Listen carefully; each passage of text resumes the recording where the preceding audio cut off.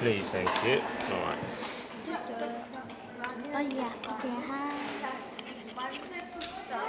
We felt the need, if she's actually put in a special needs school, she'll be treated differently, and she'll know for a fact that she's been treated different, and we don't want her to be felt as if she's outcast out of the community. So we wanted her to come into Mulberry School to mix in with the same culture kids, learn the same language as Bengali because there's kids speaking Bengali and learn English, and actually get on with her same age group. The clock goes tick-tock, the clock goes tick-tock, the clock goes tick-tock. It's time to say hello.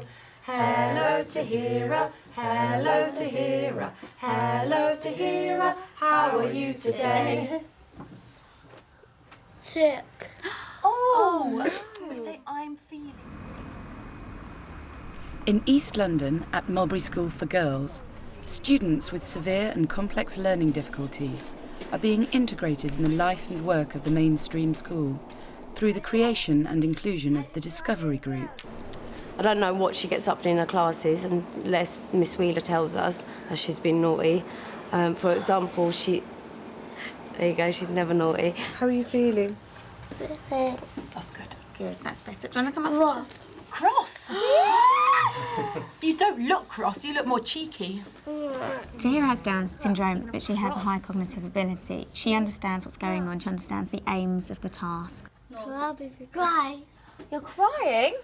Cry, baby, cry. As we've grown to get to know Tahira and we can see her actual ability, we know that there are often times when she will be quite playful, and so this makes us think how we can make the lessons more challenging for Tahira, because we have found that the more challenging they are for her, then the more she will engage. But there is a fine line, because if it's too difficult, then she'll completely opt out. The clock goes tick-tock. We make sure we have a very solid morning routine where they find out how each other are feeling, they know exactly what they've got for the rest of the day, and they know what they're going to be doing for the rest of the lesson. Hello, Atia, how are you today?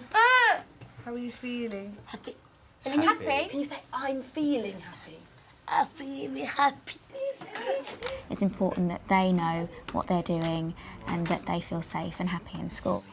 Today's Tuesday, and what are we doing now? We're doing... Which one? We're doing Literacy. literacy.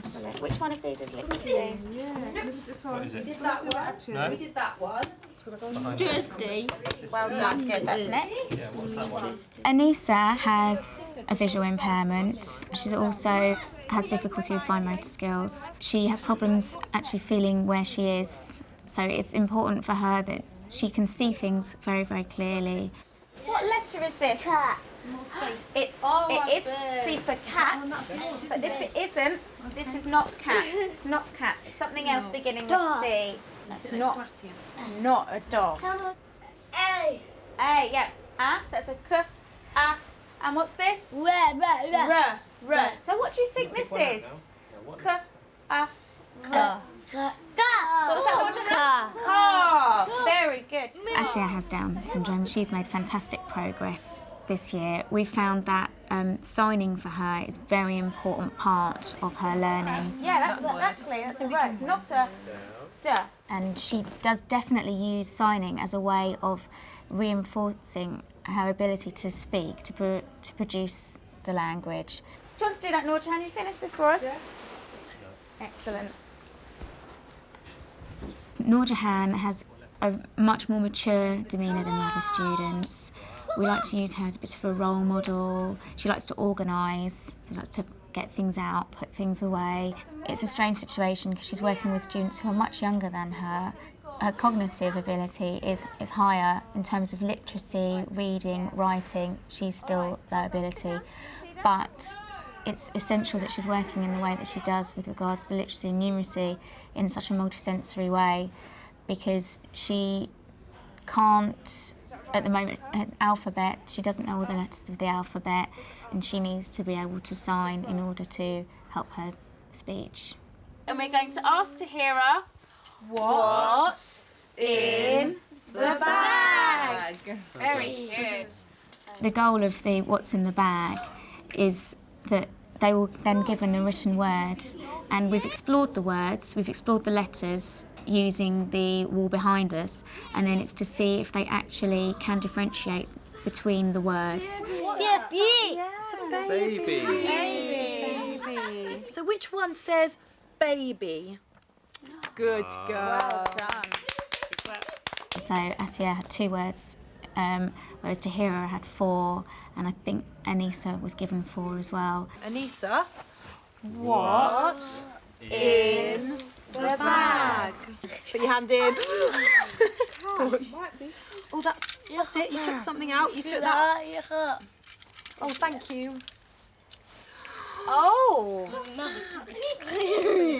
What is it? What is it? Car. How many cars? 3 car. 3 Oh, cars. very good. Okay. Well, receptive language, I mean, that's what our girls with severe and complex needs are really actually very skilled at. They are taking in and understanding what's being said to them a lot more than a lot of people, I think, realise. And I think that's a key issue, that we must not underestimate them.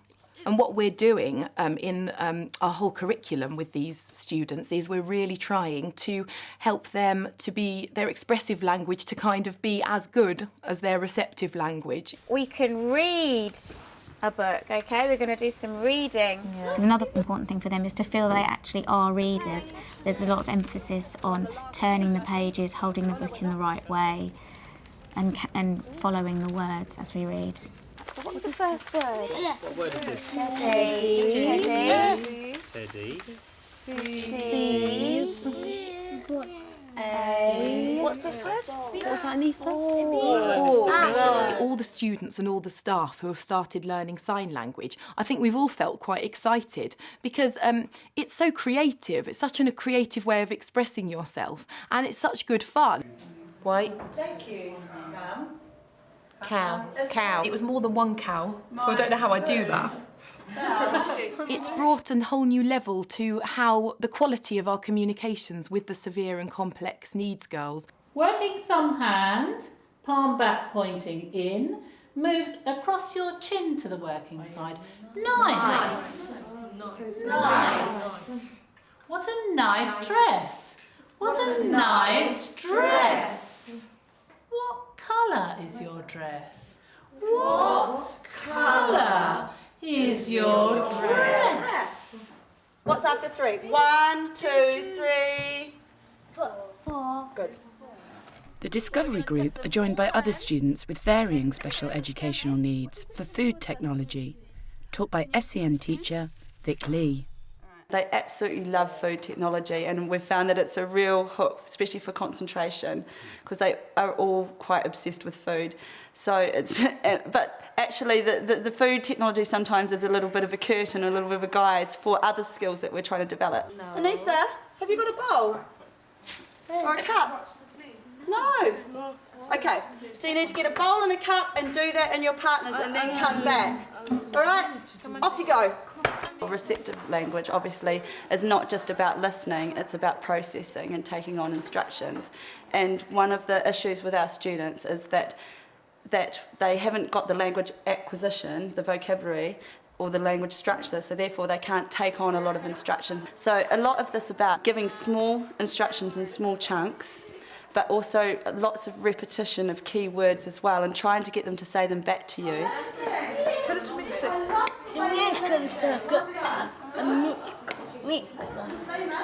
Mixing is a really big word that we like to use, just because it's an easy word and they can do it and they can do that sign to go with it. It's a word they've acquired in their vocabulary, which is really great. Fantastic mixing together. Oh, well done. Anissa, great mixing. Well done. Look at the concentration there. We'll give Atia a sticker once she's finished because she's concentrating so hard. Well done.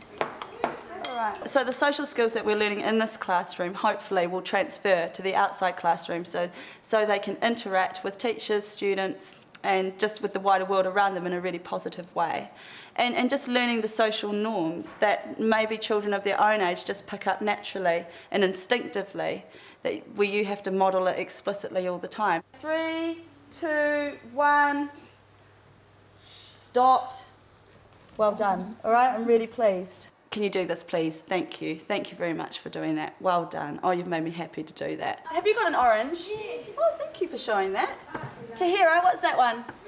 Apple. Good. All right, and what's that one? Strawberry. Yeah, we mix and we get a fruit salad. These language acquisition skills are so key to giving these students a chance to make a meaningful contribution, whether it be with signs, whether it be orally as well. Wow. Can I put dates in there? Yeah, put the grapes in there. Oh, no, not these. What does that feel like that? Can I touch it? That to me feels slippery. Slippery. Yeah. Slimy. Without language, you can't communicate. If you can't communicate, you can't say what your needs are. If you can't say what your needs are, you're going to be extremely unhappy and frustrated. Atia last year had far more behavioural problems than she did this year, because now, if she's angry or upset, she can tell us. Yeah. And she is extremely expressive, but her receptive language skills are a bit poorer. We need to do some washing? Will you run the water? Okay.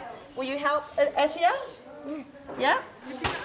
I think there's just so much to learn from these students with severe and complex needs in terms of how we approach developing expressive and receptive language skills in the school as a whole. But it was all in vain. For every time she shouted fire, they only answered little liar. And when the therefore, multisensory when I room returned, was finished, we actually thought, we don't want this to only be used by children with special needs, because that will actually stigmatise the room. We thought we want to open it out to the whole school. And we thought, well, we'll open a poetry cafe. The crowds flocked in. Hello, Dad. Not now, Bernard, said his father.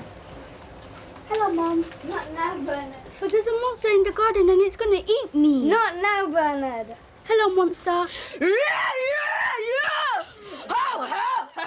Atia, Anissa, Tahira, Majida, Saima are the stars of the Poetry Cafe. A swirling, whirling snowstorm. We can't go over it, we can't go under it. Oh no, you go for it. They always perform and they always get a great big clap, and it's a way of the school seeing what they're capable of. We create as many links as we can to students who in the wider school community, and this is one of our ways of the students getting to know them. Open the door, up the stairs, into bed, under the covers. I'm not going on a bed again. Language is the key to being able to participate in society. It doesn't matter whether your language is sign language, whether your language is oral. Baby.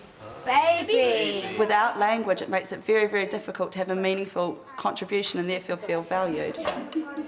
We want the quality of their interactions with people to be better and better the more we work with them, because really that's what life is all about, isn't it? It's about effective communication.